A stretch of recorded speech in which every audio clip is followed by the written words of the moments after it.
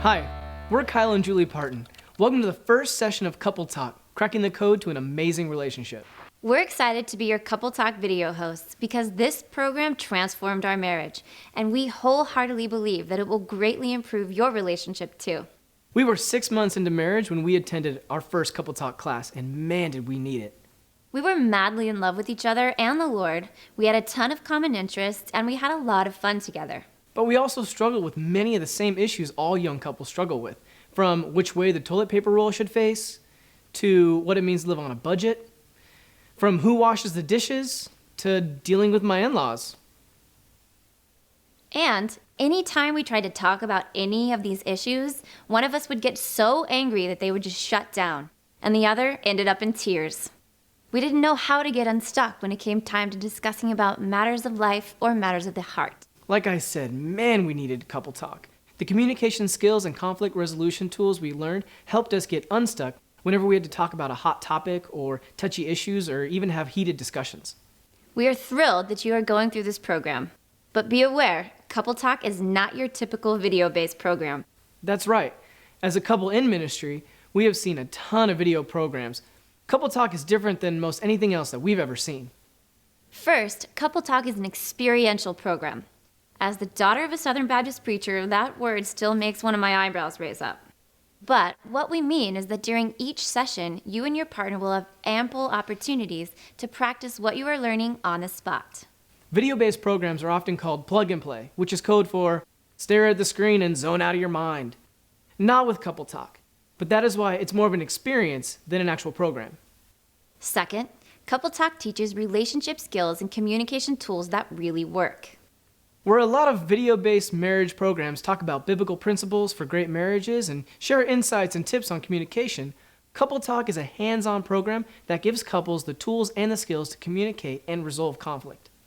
Finally, be prepared. Couple Talk will have an immediate impact on your relationship. Don and Alex Flecky, who developed Couple Talk, are gifted teachers.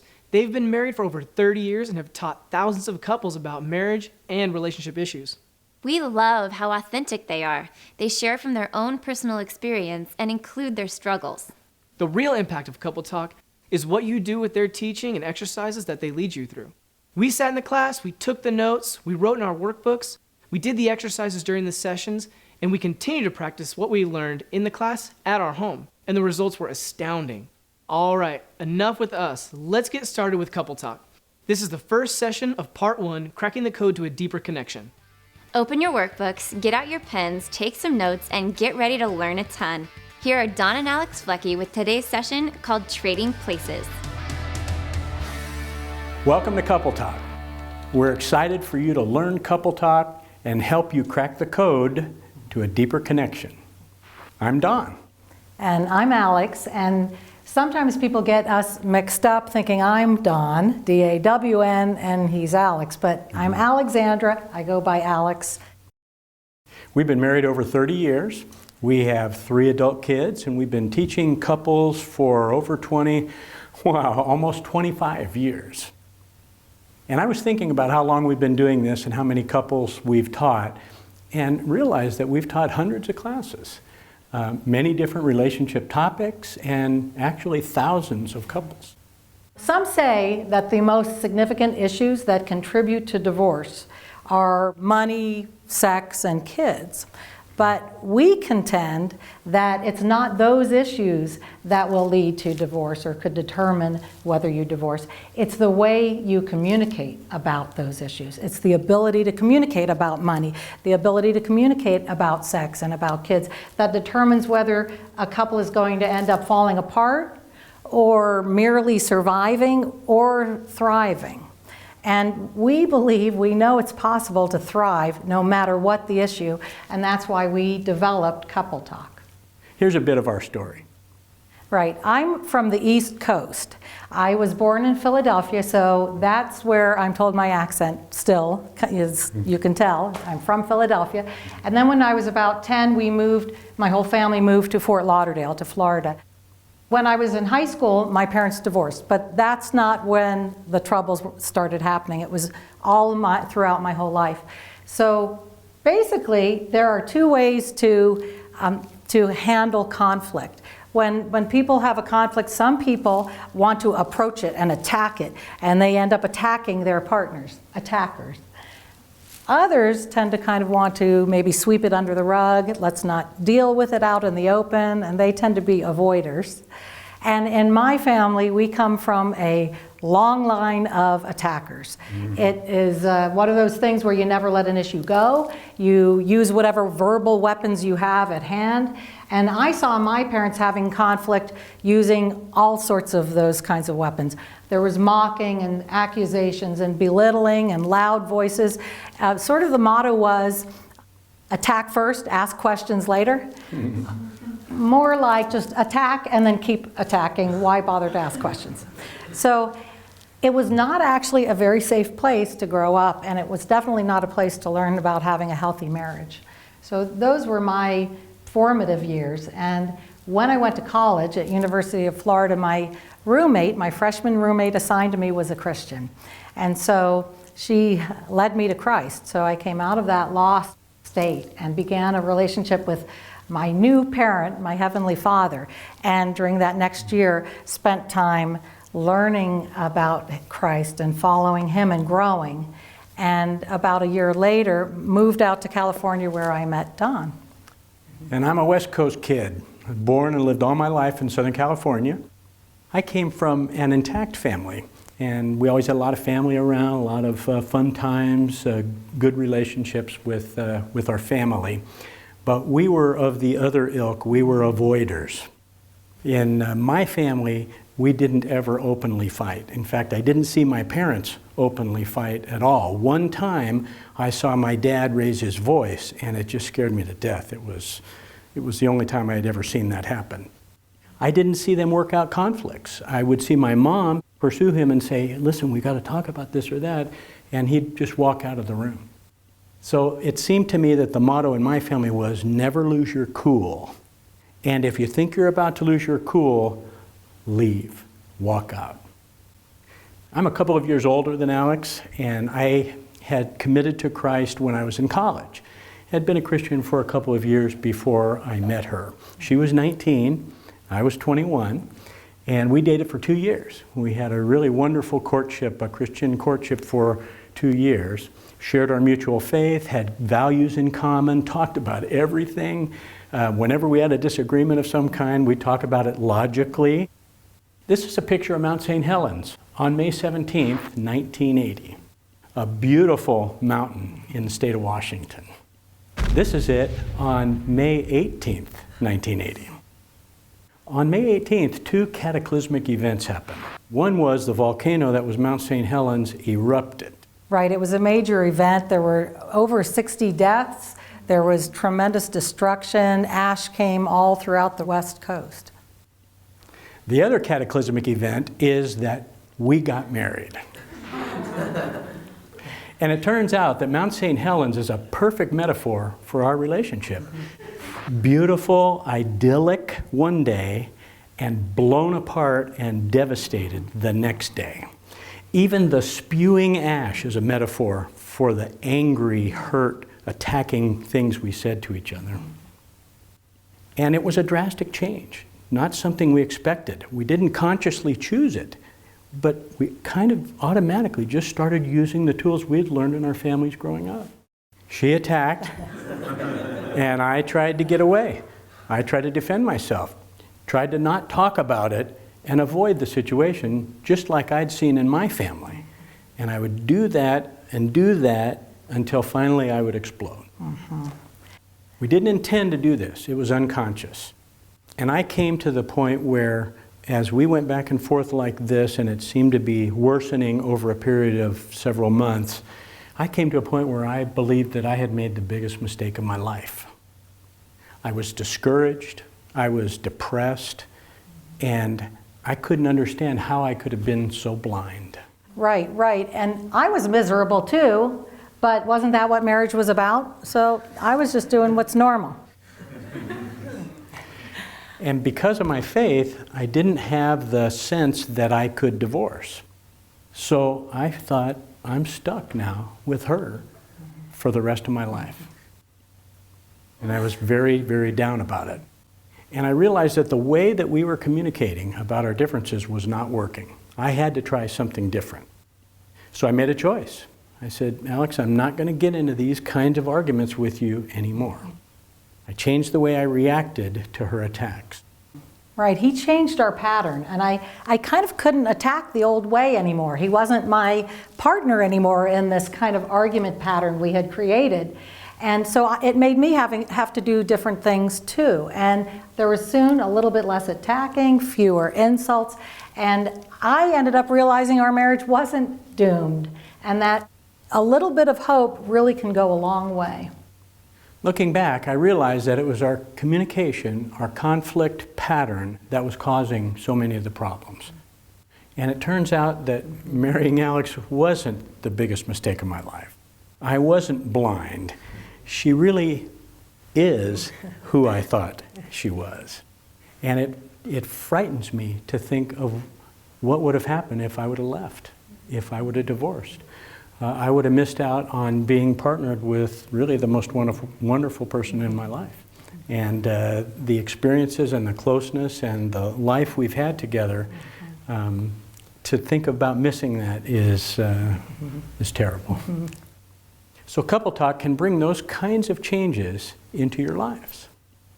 Right. Now we had the hope. We started to get hope back, but we had a lot of work to do still. I had to change the natural tendency that I had to attack first and only, and learn how to be respectful, even if I had hurt feelings or angry feelings, and learn how to stop interrupting and begin listening. And I had to change my natural pattern to avoid. When I'm attacked, my instinct is to run. And instead, I've had to force myself to face it and speak honestly to Alex about what my frustrations are. That's what Couple Talk's about, changing unhealthy communication habits and building new ones. Using the kind of communication that brings you close and helps you resolve differences and problems. Let's turn to the workbook. I'm going to ask you now to go to the table of contents. Couple Talk has two parts. Cracking the code to a deeper connection is where we're going to start today. Later, we will crack the code to handling conflict. What we ask is that you follow along, fill in the blanks, mark in your workbook, and do these things because it really helps you retain and remember what you're learning and apply it later. So what I'd like you to do is turn to session 1, where we'd like to tell you about Couple Talk. Couple Talk teaches practical communication skills, ways of speaking and listening. Watch this clip of a typical couple conflict. Think about how they speak and listen to each other. Pay attention in this clip to what's not working for them. What are they doing wrong?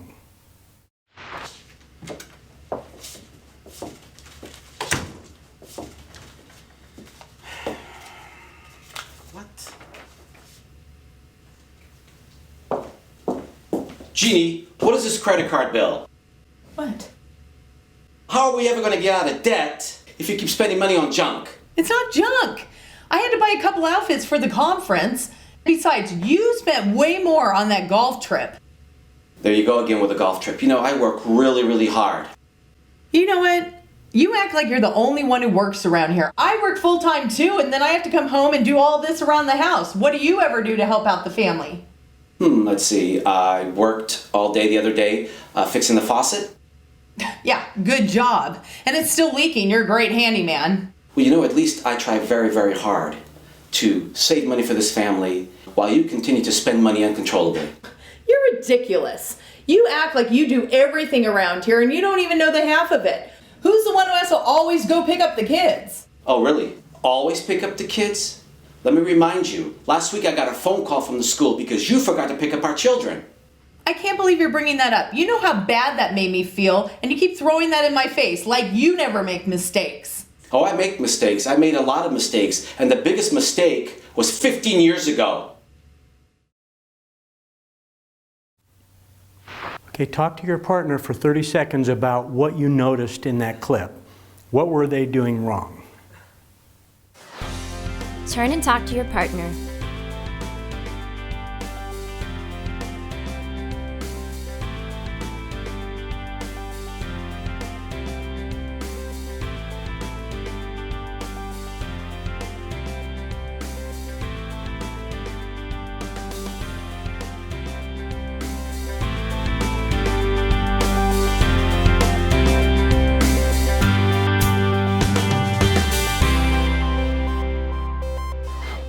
Okay, let me ask you as a group, I'd like you to give some feedback. What did you notice that they did wrong in that clip? One of the first things I saw was they used always and never a lot. Uh-huh. Always and never. Yeah, that's right. They always do. They are, yeah. Yeah. All right, what else? I Tia. feel like they kept trying to one-up each other. Like whenever they accuse someone, it's like the next level of, well, it wasn't as bad as when you did this, and it was just these levels of trying to compete. Yeah, kind of a battle, wasn't it? Yeah, who's going to win? Right. Did you see much listening going on in that skit? Not so much, huh?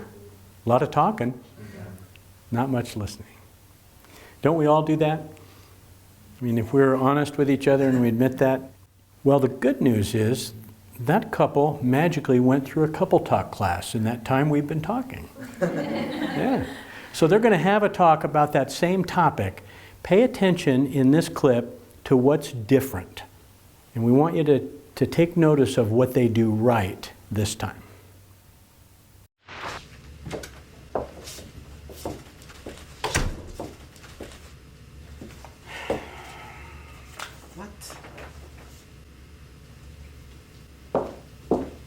Jeannie, what is this credit card bill?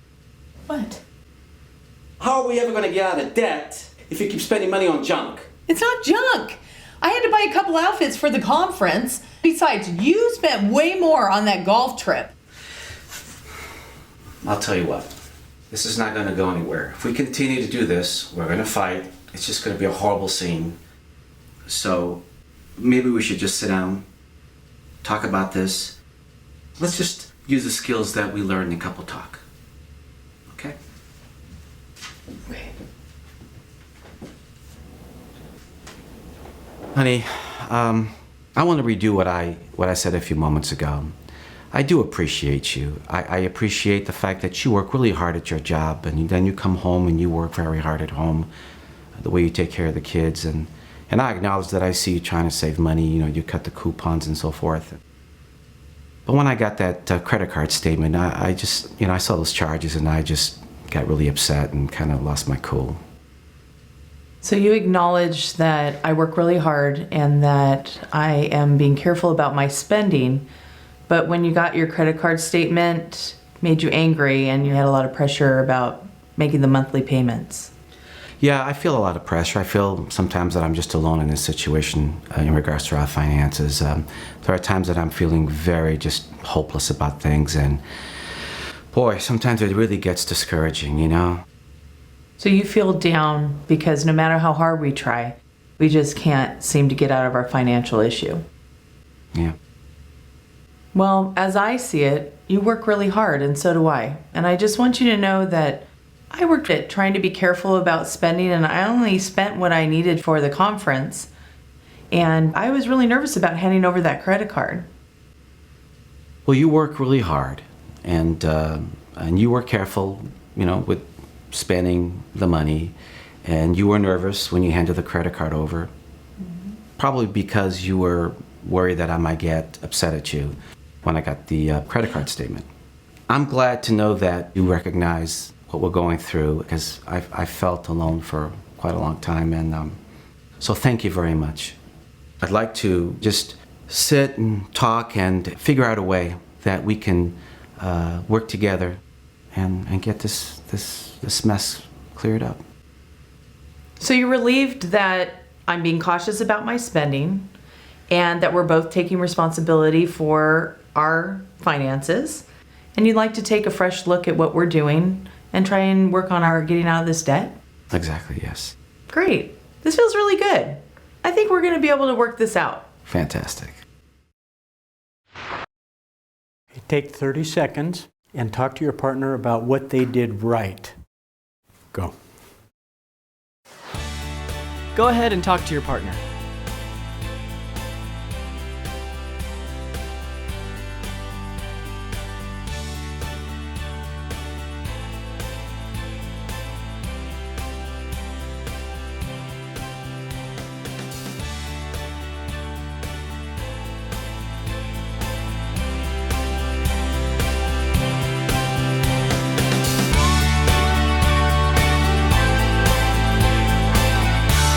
Okay, we'd like to hear from some of you. What did you notice that they did right that time?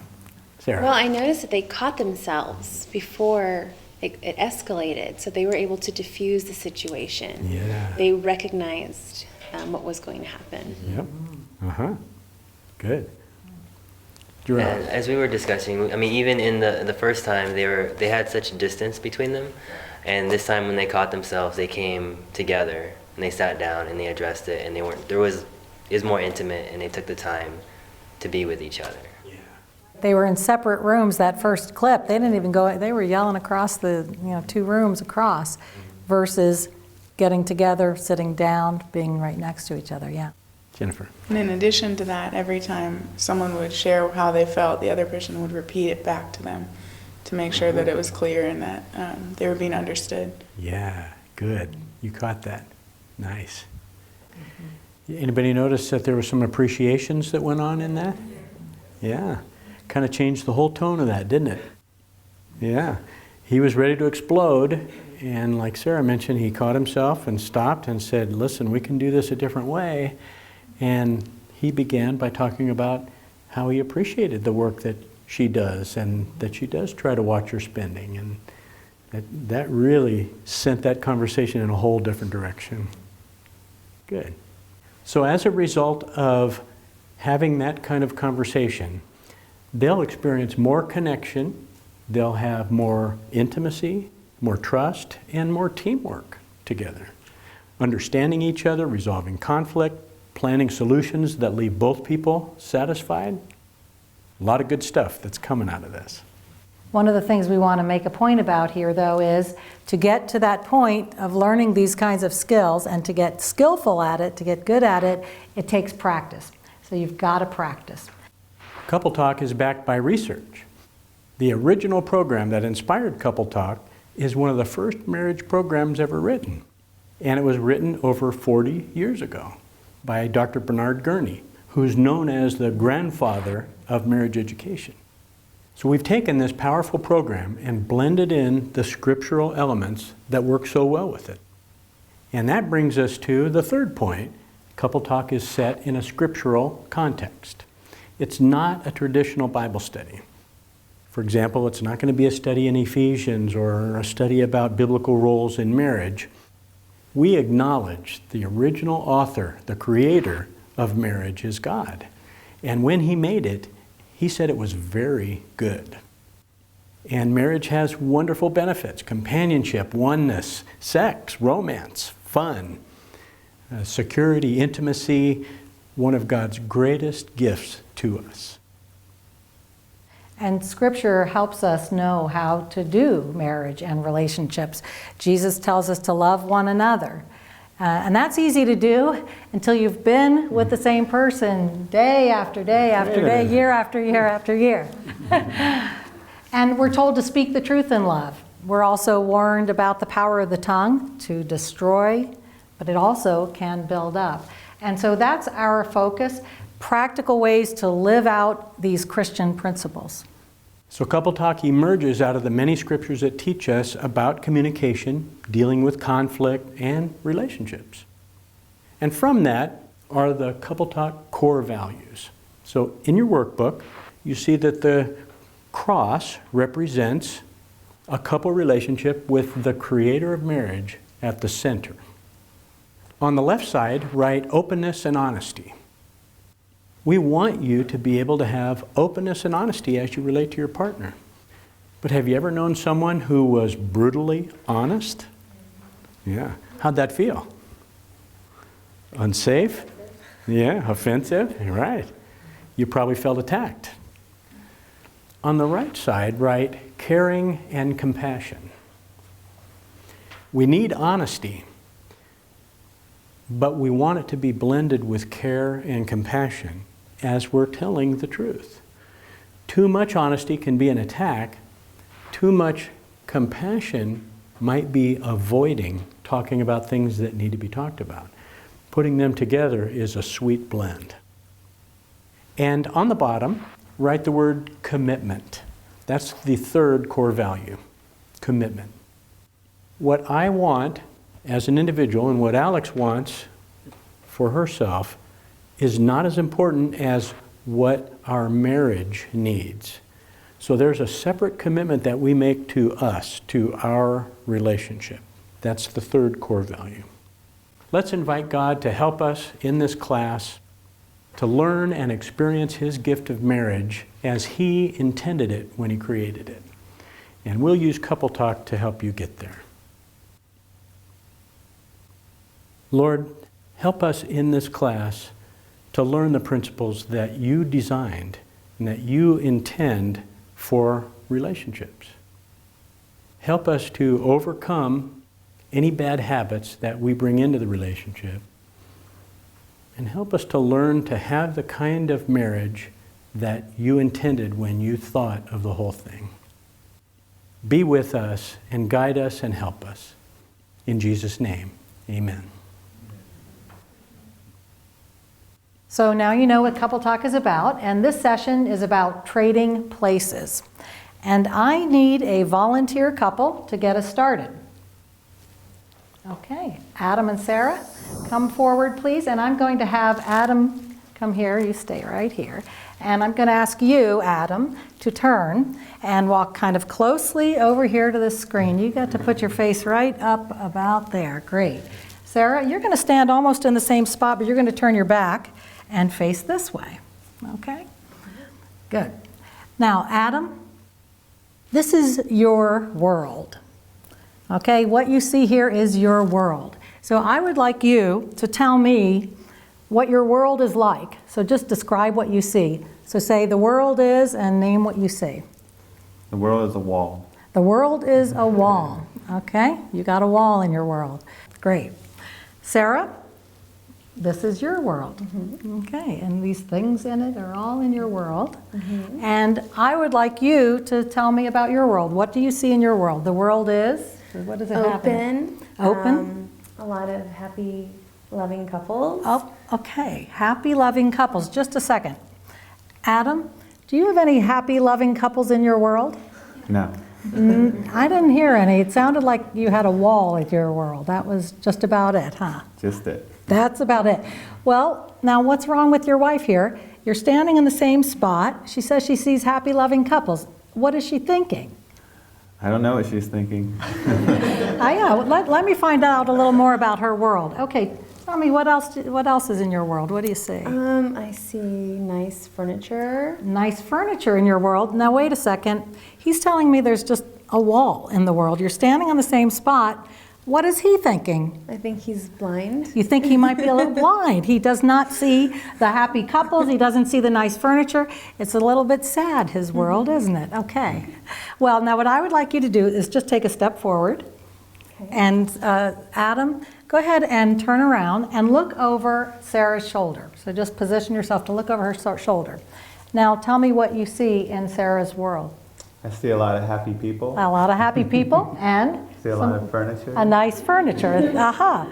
A very nice world here, huh? Yes. Yeah, so you're seeing Sarah's world. Now I'd like you both to turn and face Adam's single color wall world and confirm. Is this what Adam's world is like? Yes, I see the wall. You see the wall, right.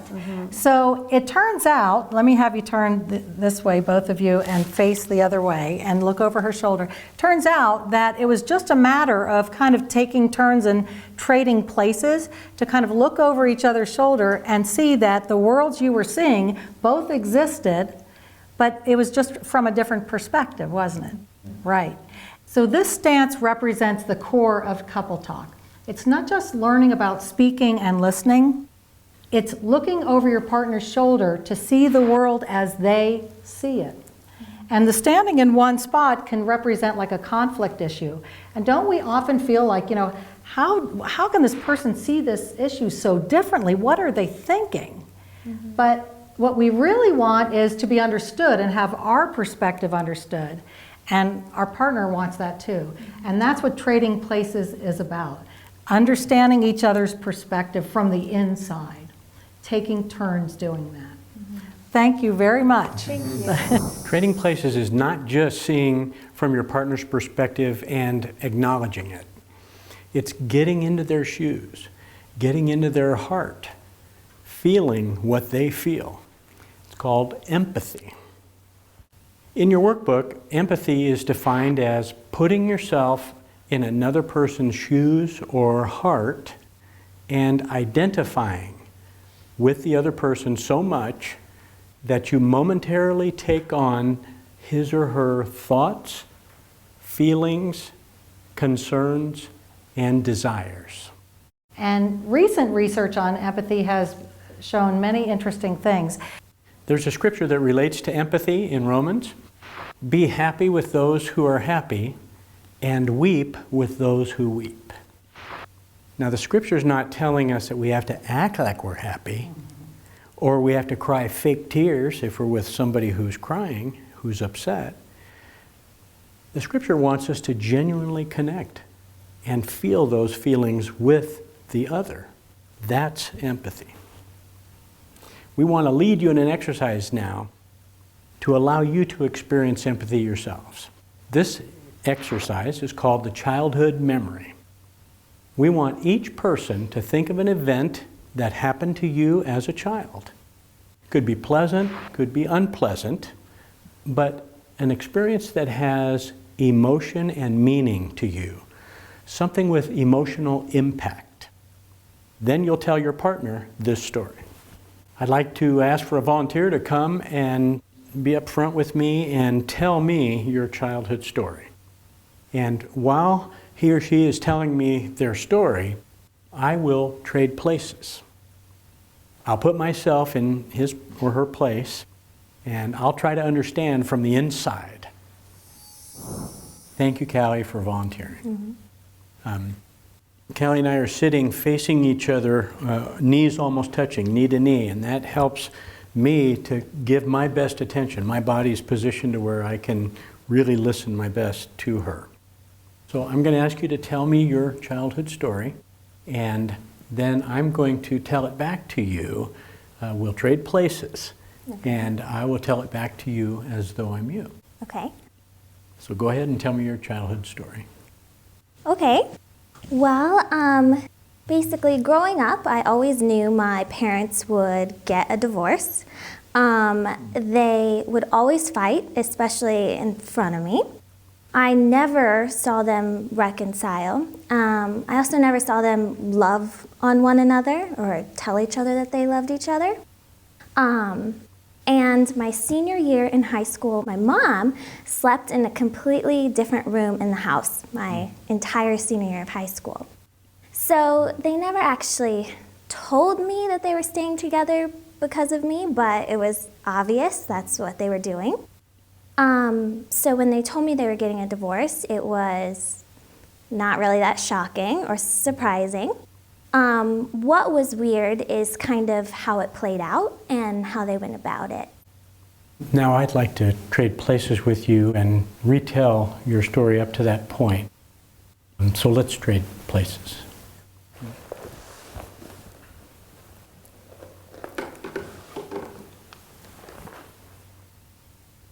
So as Callie all my years growing up, my mother and dad fought. I remember them fighting all the time. I don't ever remember them saying positive things to them. My memories of my mom and dad's relationship is just friction and conflict and hostility. And I don't have memories of them saying sweet, good things to them. And even when I was a senior in high school, they stopped sleeping in the same room. They actually slept in separate bedrooms. So my memory of my parents was filled with discord and friction. And when they told me that they were getting a divorce, it didn't surprise me at all. I kind of knew somehow deep down that they were staying together because of me, keeping the family together because I was still at home. But when I was a senior in high school and close to leaving, that's when they told me that they were going to divorce. Mm-hmm. And it didn't surprise me at all. Now, did I get that right? And if not, please give me a correction. And if there's more that you'd like to say, you can go ahead and say more. Okay. Yeah, that was correct. Actually, it made me really sad when you were saying that because, yeah, you used more words to describe it. There is more, actually. It goes a little deeper because actually how they told me they were getting a divorce, I think, really affected me. About 1 week before I graduated high school, they took me out to dinner, and after we ordered our food and we started eating, in the middle of it, they just said, you know, Callie, we love you so much, and this isn't your fault, but we're getting a divorce. And I just nodded my head and said, okay, and then we all kept eating, and that was the end of it. Mm-hmm. So, as Callie, just retelling this story today and hearing you tell it back to me kind of brings back some of those sad feelings about it in a little bit of a fresh way. Mm-hmm. And what was really unusual about the way the divorce was told to me and kind of what affected me is we were about a week out from my graduation and we were out to eat. My mom and dad said, let's go out to eat. And we had ordered our food, and as I remember it, the food had come, and we're in the middle of eating, and they said, well, Callie, it's not your fault, but we're getting a divorce. And I was so stunned, even though I knew that their relationship was bad and it wasn't like completely out of the blue, just hearing it and knowing it was kind of a shock to me. And I was so much stunned that I kind of didn't even know how to react or what to do. And I didn't say anything. I just kind of nodded my head and we went on with our eating. Yeah, that's it. Okay. If you have any other correction or more that you'd like to say? No, that's good. Okay, good. As I was telling you that, did you feel understood? Mm-hmm. Mm-hmm. Yeah, I did. It was a little unusual, you know, as me saying that I was Callie. Yeah. How did that feel for you, to hear me saying that I was you and actually trading places with you? It makes me feel kind of understood, and but it also makes the situation a little bit more real. You felt understood. Yeah. And it kind of brought it back to you again in a way that was even more real than when you were telling it sounds more sad when you're saying it. Yeah. Yeah. Anything else about this exercise that you'd like to share? Well, I feel like I have a more intimate relationship with you now. That's true. That's right. Yeah. Yeah. You shared something very personal with me, and that does create a closeness, doesn't it? Mm-hmm. Yeah. Well, thank you for volunteering. I appreciate it very much. Okay. Well, the good news is now it's your turn. In your workbook are a list of events that are common in childhood. And maybe one of these will resonate with you as you're thinking about your own topic. A loss of a pet. Maybe there was a move when you were a child or to a new school. Perhaps rejection by the opposite sex or by friends. A sports experience, an experience that happened at church or Sunday school, a holiday experience. So perhaps something on that list prompts a memory for you. We'll give you a little time to choose. Take a few moments. On your own, choose your topic.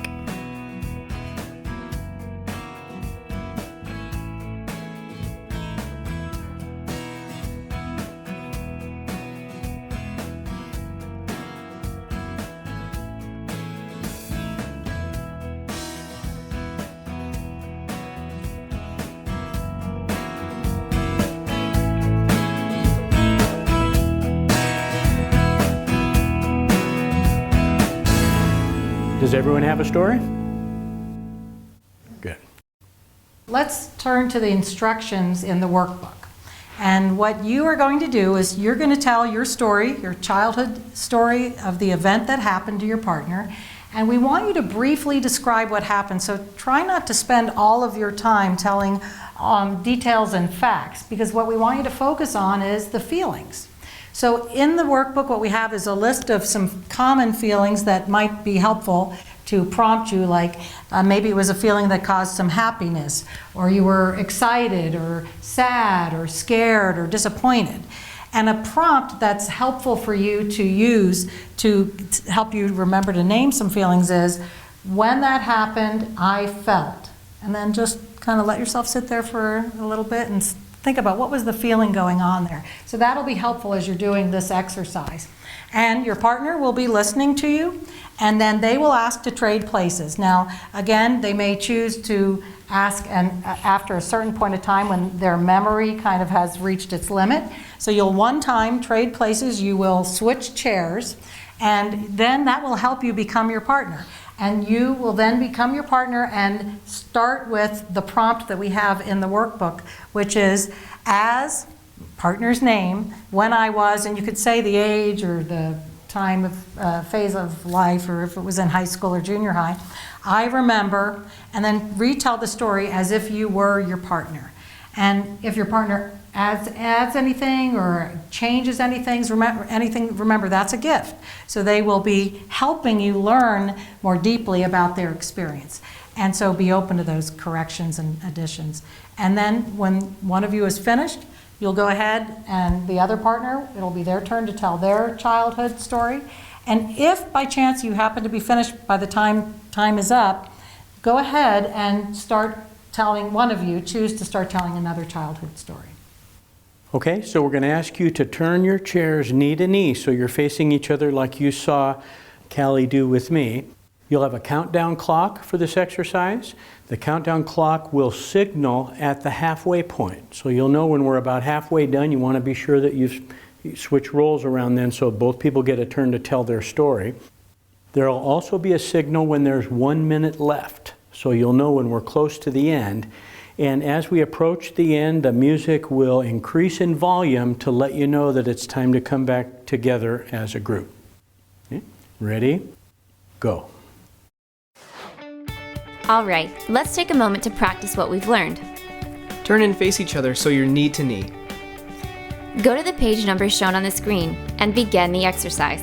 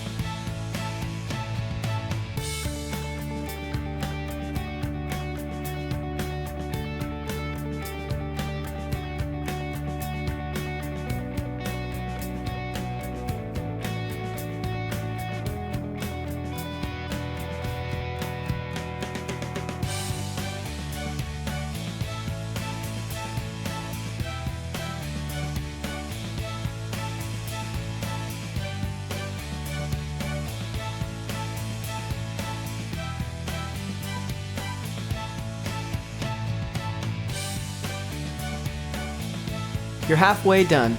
If you haven't done so already, it's time to switch roles.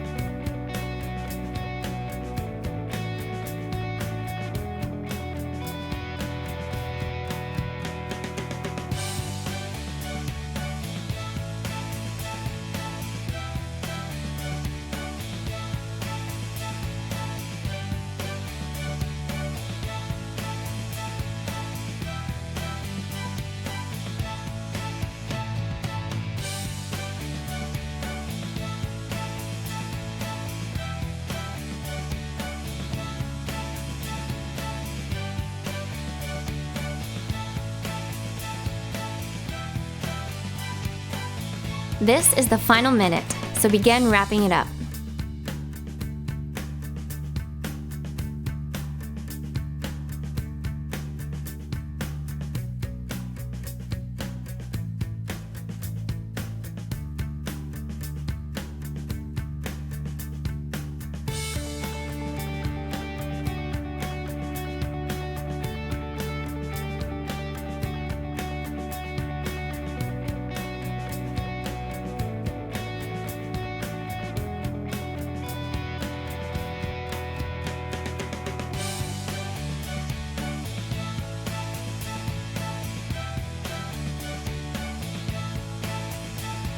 Turn back to the video. Don and Alex are getting ready to start.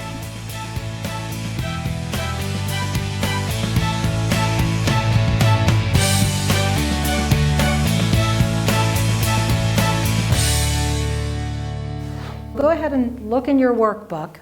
There are a list of typical responses we've gotten from a number of couples, and you'll see it really ranges, because the good news is there's no right or wrong answers to this exercise. What happened to you, how you felt about it, is what's true for you.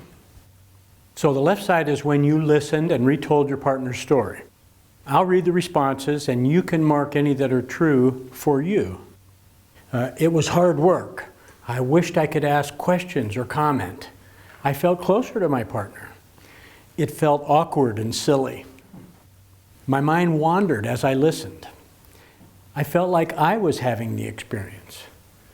I want to hear more stories. Or you might have a different response that you'd like to write in there in those lines. And then on your own, read the right-hand side, which are possible responses for when you told your own story. We'll give you a minute to finish filling that out in your workbook. Now take a moment to yourself and fill in the debrief section in your workbook.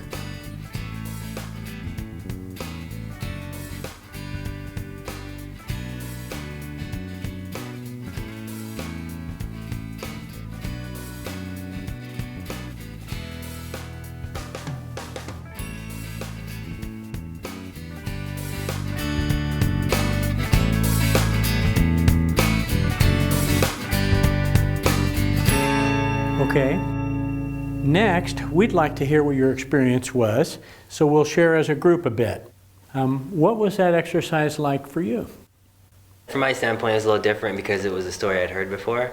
But what it ended up doing, it kind of, I've heard it before, so before I was like, oh, I understand that story, I get it. But switching the roles helped me to see her, like even now, like how she would react in that situation, and putting myself in her shoes of how, like what emotions were going on, and like being in that home and like just seeing the setting around me. It's kind of like in that virtual realm, like kind of putting yourself in that situation gives it another like depth and understanding to what the situation, even though I'd heard it before. We often hear that with this exercise. People report that it was a story they'd heard before, but it hit them in a way that they had never experienced. They understood it in a way they had never understood it. Yeah. Jennifer. This might be a little bit of a different perspective, but when I was telling my story and he was retelling it, like instead of getting frustrated that he was missing like major parts of it, like I was cheering him on. I felt like I was just like, come on, like let's do it, like you can do it. And so that's cool, because that's different than being frustrated that why aren't you getting it? Yeah. That you want them to get it. It's sweet that you saw it that way. And I'll remind the group that these are skills that are developed. They're like muscles. So as you do them, your muscles are going to build and it's going to become better. And that's how it is. Keep working those muscles. Now what we'd like to do is give you just a few moments to turn to your partner and talk to your partner about what it was like for you. So we've had a chance to share in the large group, but we'd like you to do that. So just, you don't have to turn knee to knee, but just share with each other what you wrote in your workbook and what you thought about this exercise and felt about it. Go.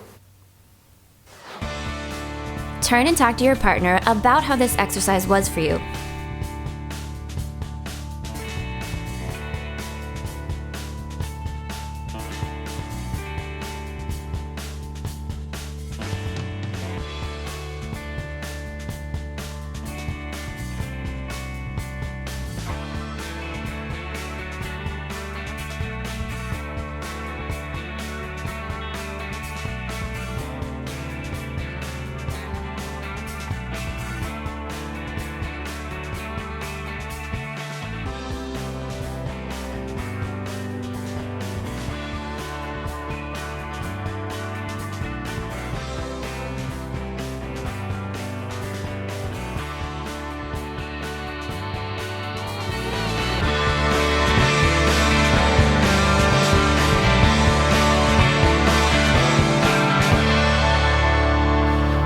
So we're on our way to cracking the code to a deeper connection. We're off to a good start, in fact. So turn in your workbook And what we'd like you to do is think about some of these points that we've learned about empathy and what we did here. So a couple of points we want to make is that trading places is becoming your partner and understanding them from the inside. So it's not just about listening and parroting back facts and things like that. It's understanding them from the inside. And the second point that we do want to make is that when you trade places with your partner, it really helps you set yourself aside and prioritize your spouse, right? Now, we're not interested in only having you do an exercise here. We're interested in what happens after you walk out and you go back to your lives. When you have the job and the kids and the bills to pay and in-laws and busy stuff, all of that. Right. So in your workbook, we have a place where we talk about cracking the code in everyday life. What we're asking you to do is think about trading places now that you're going to be leaving here, and trading places with your partner, and start to notice the feelings maybe that they're feeling. So as you think about what's going on inside of your partner, try to put yourself in their place and ask yourself, is my husband feeling sad right now? I'm noticing some things. Or is there something that they seem to be happy about? They seem more lighthearted right now. And when you notice that, join them. Join them by responding to them in the way that would help them or support them. So if your partner is feeling sad, what is it that they might want? Maybe just kind of stay close by. Maybe that's all they need. If they're feeling overwhelmed, do you know maybe what your partner might want? Would they want you to say, hey, let me help you out here. I know if I'm feeling overwhelmed, I have a little bit, Dawn knows me well enough to know what I might want. If I'm feeling overwhelmed, what? I got to get away. Yeah. I got to stay out Get out of the way. Yeah. I get out of the path, I got to get right over there and you're in my way. Right. So you get to know your partner. When they're feeling certain feelings, find out what is it that they would want from you in terms of response. So that's the way to crack the code in everyday life in terms of using this trading places. We've got an exercise now that we love ending our sessions with. We call it partner appreciations. And the fact is that most of us don't do this enough. We tend to point out the things our partner did wrong, right? We point out the mistakes, or we give helpful advice because we just want to make them better people. But in reality, what we all really want is to hear those positives about us. We want more support from our partner. So what we're asking you to do is think about those things you appreciate and admire about your partner and say them out loud. So we're going to simply ask you to tell your partner something that you appreciate about them. And in your workbook, we describe some of the things you might want to choose from, such as something you admire about them, something you appreciate that they do, a special quality they have, a time they made some extra effort for you, something from the past that you remember and really appreciate. This is the kind of thing that really can build deeper connection. So we have lots of opportunities in here in Couple Talk to do this. This is your first opportunity. So you'll tell your partner something you appreciate, and after that's been done, your partner cannot just say, thanks, that's nice, felt good. No.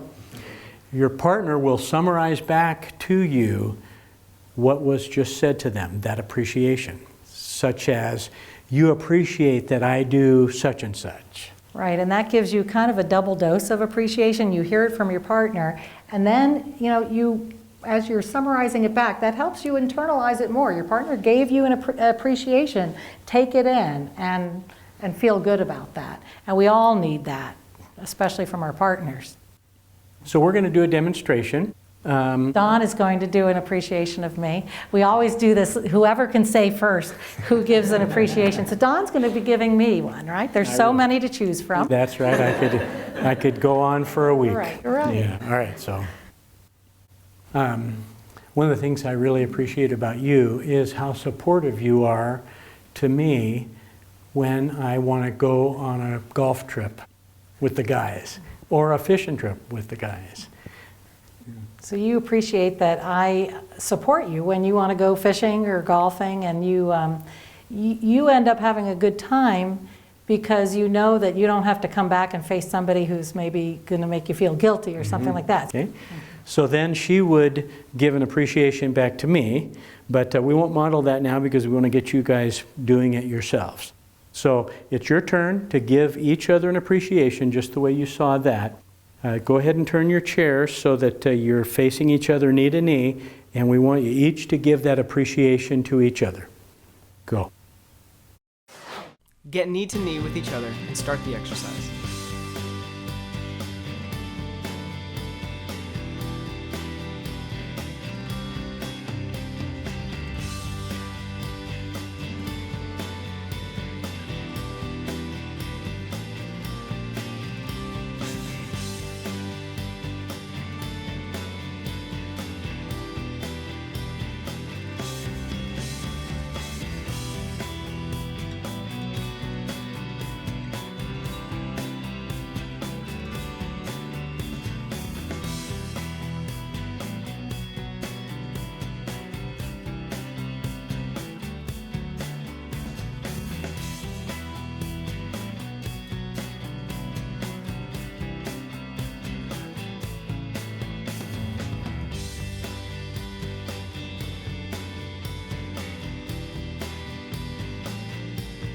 You're halfway done. If you haven't already done so, it's time to switch roles.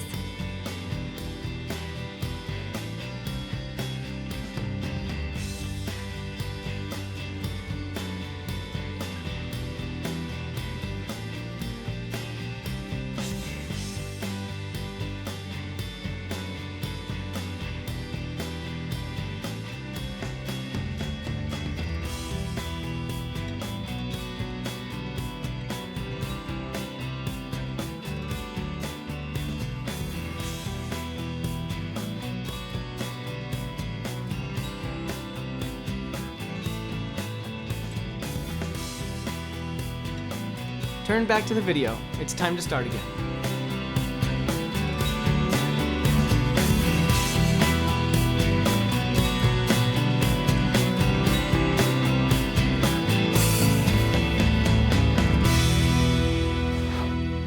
Good. Now we'd like you to mark in your workbook and reflect on what that was like for you. We'll give you 1 minute for that. On your own, complete the quick debrief.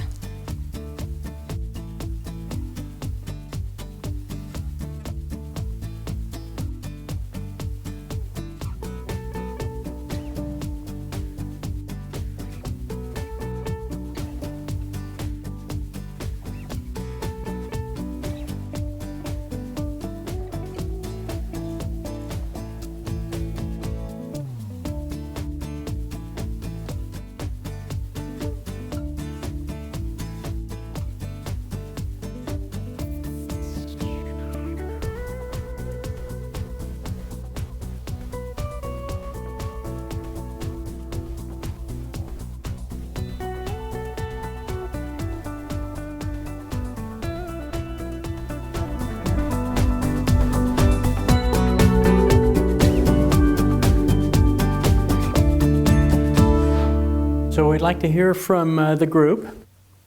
What was that like to hear those appreciations from your partner?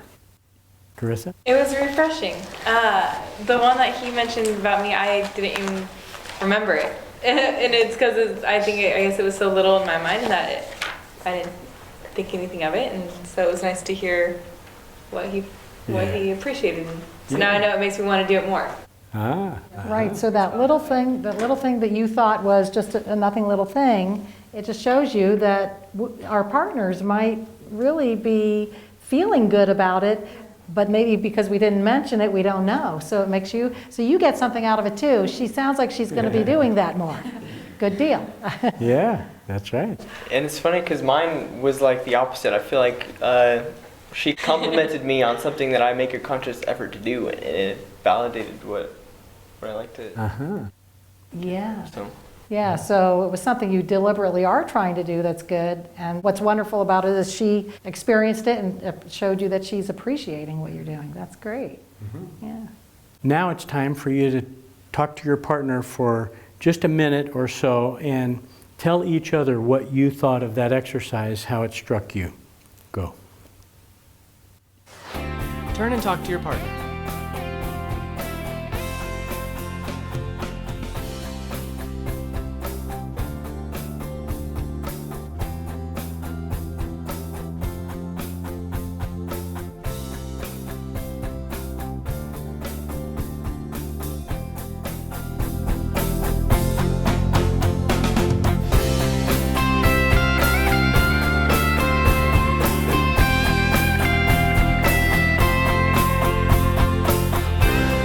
Okay, I got to bring you back together.